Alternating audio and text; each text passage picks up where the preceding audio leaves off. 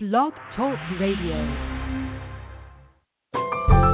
Welcome to Last First Date Radio, featuring interviews with experts in dating, relating, and mating in midlife. And now, here's your host, Sandy Weiner. Hello, everybody. This is Sandy, and I am a dating and love coach at lastfirstdate.com. Welcome to Last First Date Radio. We are a featured show about attracting and sustaining healthy relationships in midlife. Every week, I bring you in-depth interviews with top experts and cutting-edge authors in the field of dating and relationships. And today, I'm going to be speaking with therapist, author, and life coach Clio Gould about how to increase your self-love in order to attract your best partner. As a dating coach, I help women over 40 fall in love with their amazing lives and become the women of value who attract the healthy, lasting, loving relationship that they desire. So if you are a single woman over 40, please stop listening to bad dating advice that's out there that tells you that you just need to lose 10 pounds or you need to be a little wittier or smarter in order to find the right person, or that you need to morph yourself into something that you're not and fake who you are until you hook a man. That is terrible advice in my opinion, and what I encourage you to do is to connect deeply and authentically, and that is the way to find the true love that you're looking for. Every week I share a tip on how to be a woman of value, and today's tip is listen to understand. And Stephen Covey talks about this, but we often listen to share our opinions. And when you listen to understand, you actually are trying to empathize with the person that you're with. And this is a particularly important tip for dating. You really want to try and figure out who they are, not what you project onto someone. This is really key. And if you want to become a woman of value who attracts her best partner, please head over to lastfirstdate.com and sign up for my new free guide, which is the top 10 reasons why men pull away or disappear and how you can finally attract and keep the love you deserve. Please stop sabotaging your love life and start taking back your control by being a true woman of value. Also, if you are a woman of 40, and of course men are welcome to listen to this show as well, but if you are a woman of 40, you're invited to join my private Facebook group. We are over 800 strong right now, and the group is called Your Last First Date. You can request to be admitted to that group, and I will check out your profile. And I'm very selective about who I let in, and so I keep the group very safe, and it's a place to come and safely ask the questions that are on your mind and receive incredible support from women who are just like you, who are going through a similar situation, and there's nothing like community to help you feel like you belong. And there's nothing wrong with you. Now I'd like to introduce our guest. Clio Gould is a Certified Holistic Health Practitioner. She's an Integrative Nutrition Health Coach, Qigong and Meditation Teacher, Sexual Awakening for Women Facilitator, and the author of the Multi-Orgasmic Diet. Isn't that a great title? She's on a mission to help women live healthier lives and step into their power, love themselves more. That's one of my favorite things. Experience more joy and live life to the fullest. She's been running her own business called Elemental Harmony, PLLC, since 2007, and she lives in Seattle. Join me now for How to Be Your Own Best Lover with Clio Gould. Hey, Rebecca. Welcome to the show. Hi, Sandy. Hi, thank you for having me. I love what you do, and I'm happy to be here. Oh, thank you. Well, we certainly have a similar mission in helping women increase their self-love because it is it's so missing in so many people. So let's talk about that. First of all, why is it important to practice self-love? Oh, wow. Well, I view self-love as a foundation for optimal health and well-being. I think it's important for everyone to truly like and love themselves and to feel good on their own, feel good regardless of what's happening in their love life, feel good regardless of what's happening in other areas of their life, to really just have that strong foundation of loving and liking your own self. So how do you define self-love? Oh, that's a great question. Funny, nobody's asked me that before. How do I define self-love? I would define self-love as a feeling of genuinely caring and accepting yourself, caring about, caring for, and accepting yourself, treating yourself well, prioritizing yourself, doing things that make you feel good, and just treating yourself as well as you can. So for everybody, it's going to be something different. Yeah, I believe so. Yeah. And how does somebody go about even defining what are those things that make you feel good? Because so many people have lost their way. Right. Well, I think, there are a few approaches that you can take. I mean, one, to figure out how to love yourself, first you have to be aware of how you feel. How are you feeling in various situations and with various activities, whether they're with other people or with yourself. So recognizing what feels good to you and what doesn't, and finding more things that get you into a place of feeling good and feeling like full of love and life. Yeah. So do you have an exercise that can help somebody really tap into their body?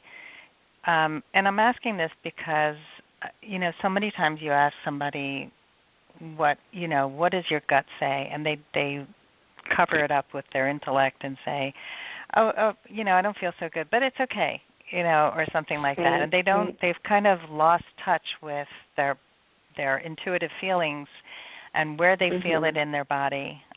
So I'm wondering if you have some kind of exercise that can help women or men really tap into that intuitive feeling that something feels off or good. Yeah, I mean, the first thing that comes to mind is actually a practice in my book, The Multi-Orgasmic Diet, that is directly related to, making a choice about food, but you can apply it to anything really. But everything begins with, the breath, like shutting your eyes and tuning into yourself. If you're able to shut your eyes, maybe you're somewhere where you can't, but really just bringing your attention into your breath to help you come into your body. So the breath, like a way to drop down out of your head and feel into your body. And with the intuitive eating practice or food practice, one method, there's more than one method, but one is if you're standing, to think of a food or hold a food and notice if your body is kind of leaning more back or leaning more forward. Forward would be like that, yeah, you want that thing, or that it's good for you. Back would be that you don't. Maybe the leaning doesn't happen, but maybe you notice something in your body, like a feeling of opening, expansion, and that would be like a yes, or a contraction or discomfort would be a no. So using your breath to bring your attention and your awareness into your body and noticing what feels opening and what feels contracting. And, that's a good thing to be aware of, too, in relationships, dating, and sexual activity, too. Like what really feels good for you, what's truly in your best interest, what do you really want, not just what your head is trying to talk you into or out of. Yeah, I like that. I think that often, when it comes to sex and timeline, because women often are on a very different timeline and pace themselves differently than men when it comes to sex. And they're afraid sometimes to actually assert themselves and say, that's too quick for me. I actually was listening to a video last night by Matthew Hussey, and he was talking about some great ways to let a man know that that your timeline is different, but like be aware of that and say, hey, there's a part of me that really wants to go home with you tonight. And I know that I can't do that. That's not my style, or, that doesn't really work for me. But I would like to see you again later this week, and just be positive, right? Yeah. So I think it's important to tune into what works for you and be able to express it. Definitely, yeah. Yeah, so I like that. Just maybe, so even like say somebody's dating online and they have, there's a picture of a man they haven't met yet, and they could probably do this exercise with just closing their eyes and breathing and seeing how their body feels just about, do I want to meet him? Do I feel pulled to see him again? Or, any of those kinds of things that you're questioning. Right.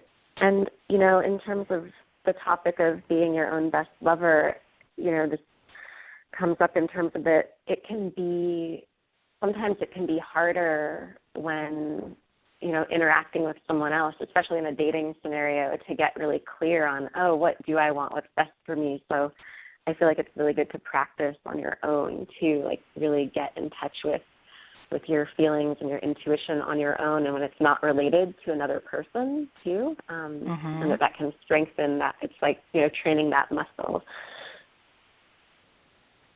Right, so you can communicate that when you're on a date or when you're in a relationship. Yeah. So are there any categories of self-love that you can talk about, like that people can tap into, because it feels a little vague? Yeah. There are a lot of areas of self-love, and of course one thing that I talk about in my book is self-love through self-pleasuring, getting more in touch with your body and learning what kind of touch feels good to you. And I know when we talked about me coming on the show, one thing I was thinking about in terms of the topic of dating is how, sometimes you're not dating at all, or you're not in a relationship, and how do you maintain your sexual aliveness and vibrancy, and how, an act of self-love is to still be giving yourself that kind of attention, whether it's taking yourself out on a date or, having a self-pleasuring or masturbation session, like finding ways to love yourself regardless of what's happening in your dating or love life. That's a good one. And a lot of times, I know women who are in their 60s who have never masturbated, who just, they were taught that it was bad, and they didn't have a great sex life when they were married, and now it's like, who am I, and how can I be sexual again? It's scary.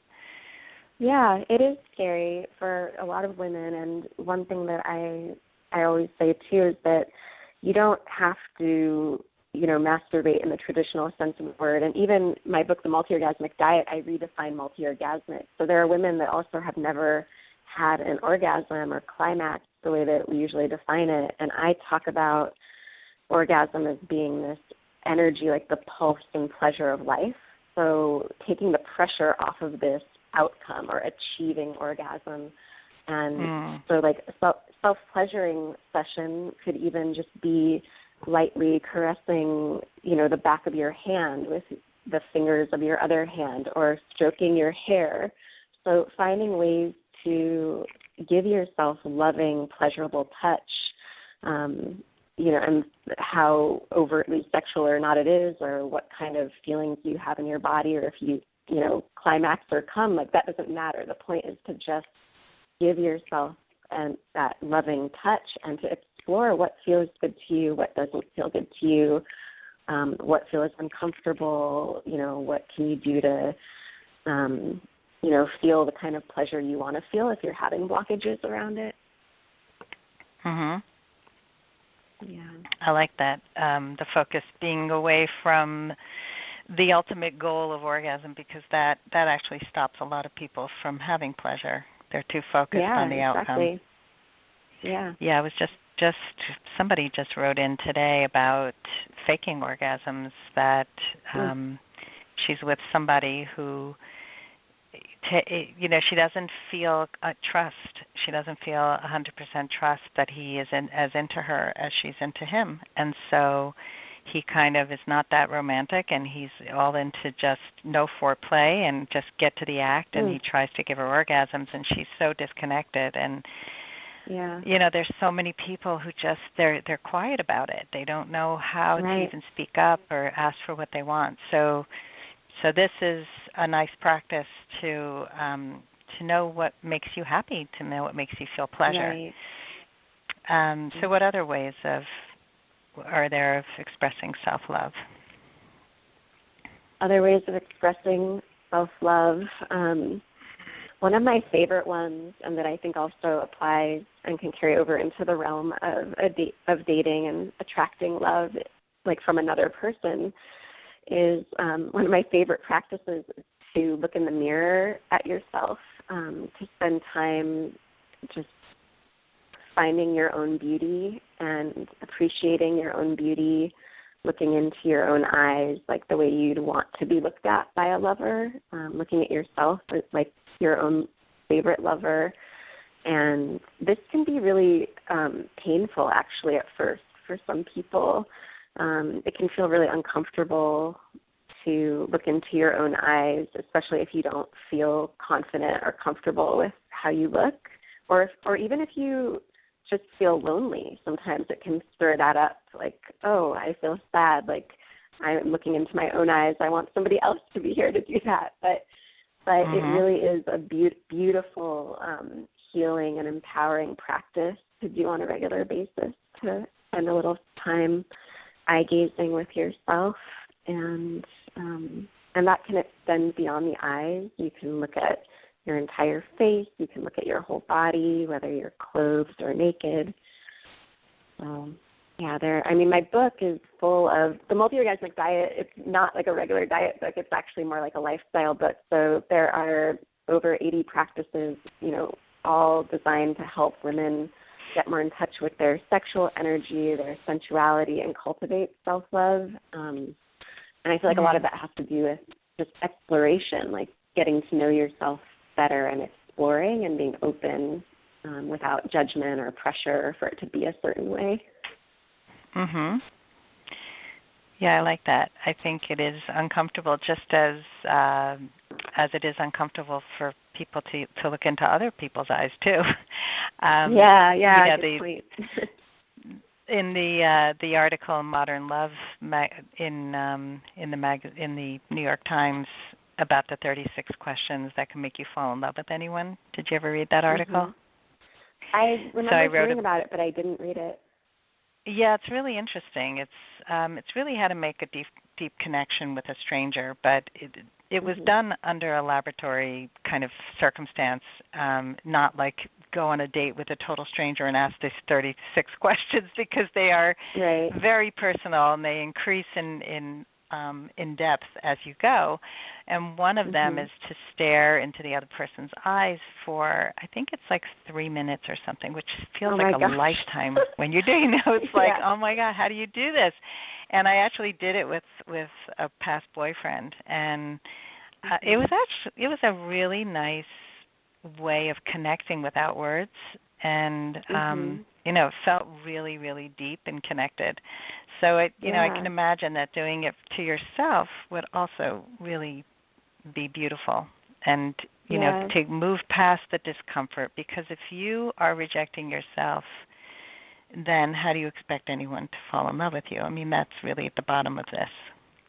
Right. And, confidence is so attractive. So, like, if you're on a date with a man or you're dating someone in a relationship and this other person is looking at you and you feel uncomfortable being looked at, it's very common. So, definitely there's, love happens even when that's the way it is. Like, it's very common for people to feel uncomfortable. But just imagine, like, how much joy and pleasure and how much richer everything would feel and be if you could fully receive that and feel, filled up by it even more, to have that kind of attention, and then to be able to give that attention to yourself is very empowering.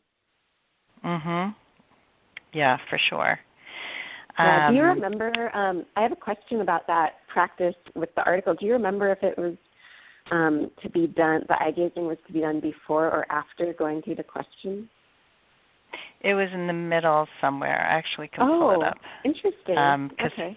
I have it on my blog. And, someone had written in and asked me if I recommend asking these questions on a first date, and because some other dating coach, a popular dating coach, had said that, and I said, boy, these would freak out most people on a first date. So I highlighted ones that I thought were okay for a first or second date. And the woman who did a TED Talk on this, the woman who wrote it, she actually fell in love with her husband because, or her boyfriend. I don't know if they got married, but they're definitely together. So let's see. When do you stare into each other's eyes? Did she do it on the first date? Did she do it on the first date? I think she knew him before. I don't think they were total strangers, but they weren't dating. Let's see. There's 3 sections.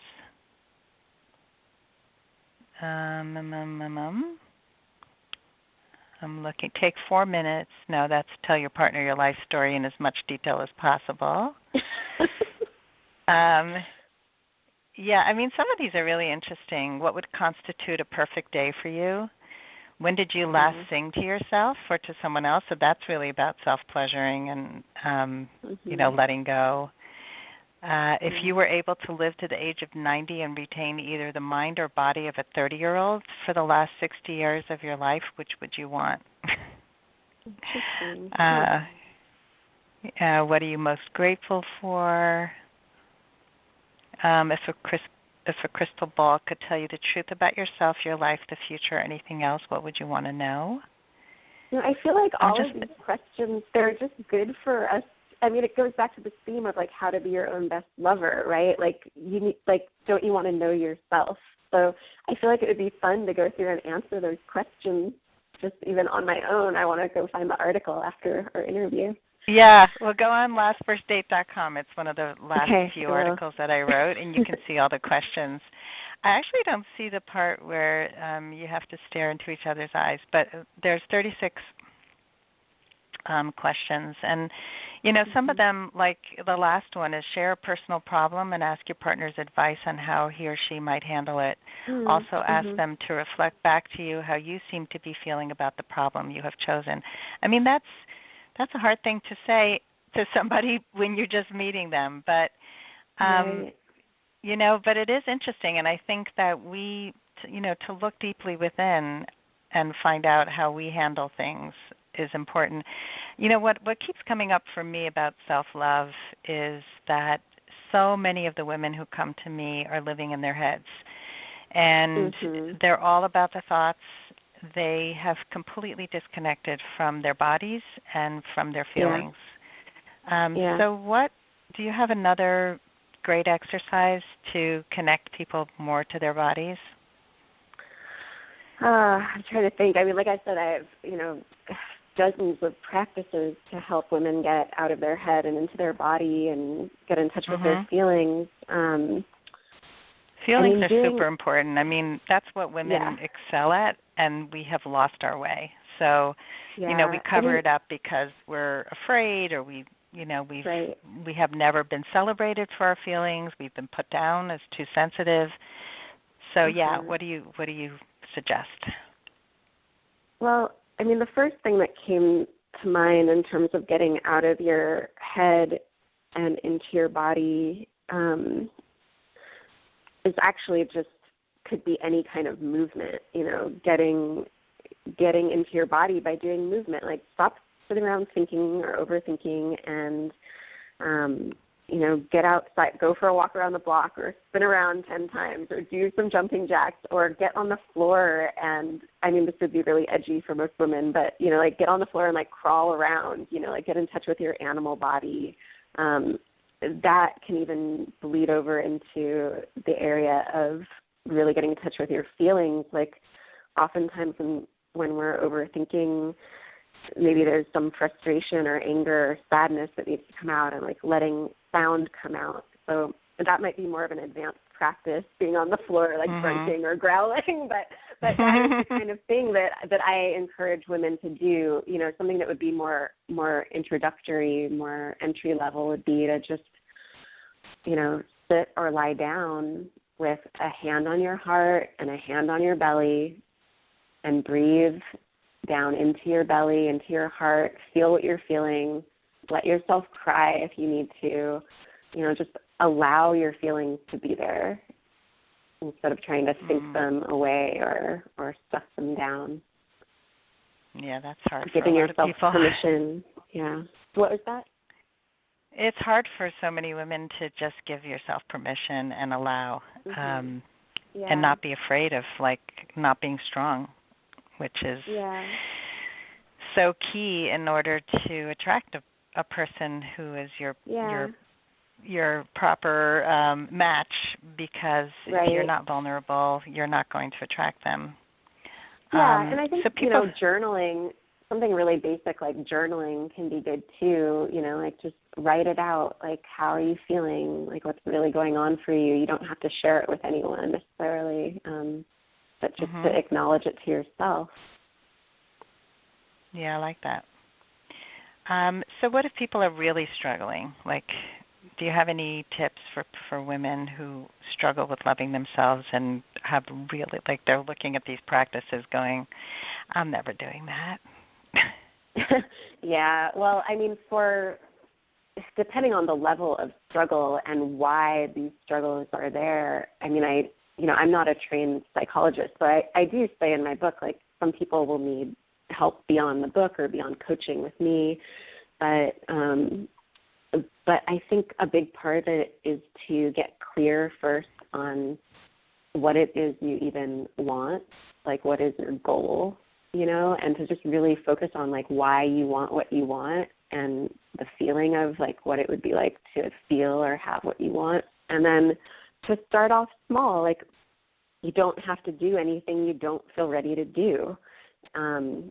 You know, maybe the first step is just, like, for example, in my book, like, maybe, you know, the writhing around on the floor is too edgy, but maybe you can do a guided meditation or do, like, a Qigong practice, like a movement energy cultivation practice. So, you know, just rather than totally throwing in the towel because something feels scary or difficult or like you're not sure about it, find something, one thing, anything that you feel like you can do. And to reach out for help too, whether it's, you know, well, specifically, like if it's along with my book, to reach out to me or to reach out to a Facebook group or reach out to a friend or a therapist or to, not like suffer through it alone, and to know that you definitely can change or do what you want to do or feel how you want to feel. You don't have to be stuck where you are. Yeah, that's important. I think people forget that a small step is more important than a stuck step. Yeah, definitely. Yeah. So this is wonderful, Rebecca, and tell our audience where they can find your book, and you had a special offer for them as well. Oh, yeah.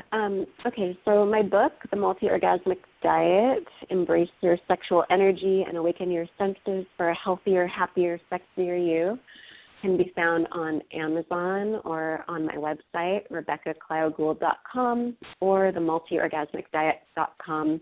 And it's really not a regular diet book, and it's not an orgasm technique book. So go read the description. I think you'll love it. I also have a free self-love program. It's a 3-day intensive program, or you can spread it out over several days.